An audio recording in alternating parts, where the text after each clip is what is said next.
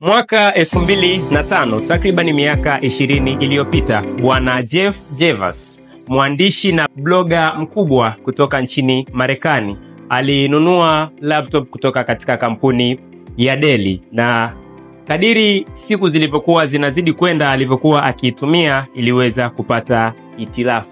Akawasiliana na huduma kwa wateja kutoka katika kampuni aliyonunua, kampuni ya Dell, kuhusiana na hitilafu iliyopatikana katika laptop yake, na wakakubaliana kuirejesha ili waweze kuifanyia matengenezo, na walikubaliana ndani ya siku kadhaa, takriban kama wiki 2 hivi, itakuwa tayari imekamilika.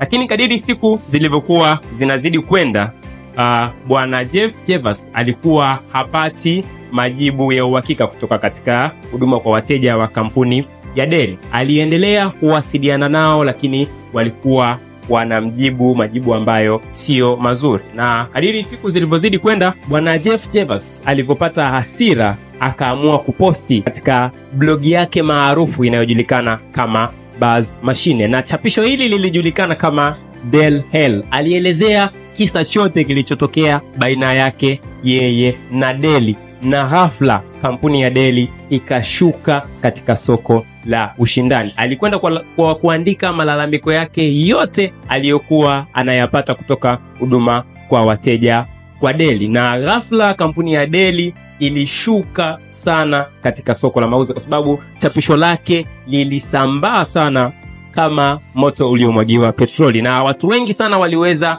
kukomenti kuhusiana na malalamiko ambayo wamekuwa wakiyapitia kuhusiana na kampuni ya Dell. Sasa katika story hii ya Bwana Jeff Bezos pamoja na Dell tunapata funzo gani?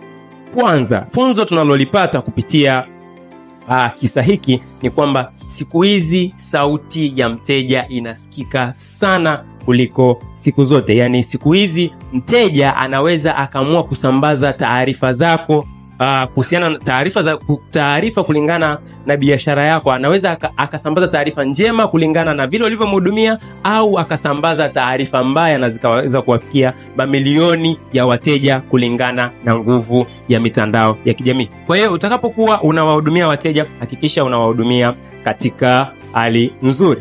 Lakini funzo la pili tunalolipata katika kisa hiki cha Bwana Jeff Bezos pamoja na kampuni ya Dell, kwamba huduma bora kwa wateja ni msingi kwa biashara endelevu.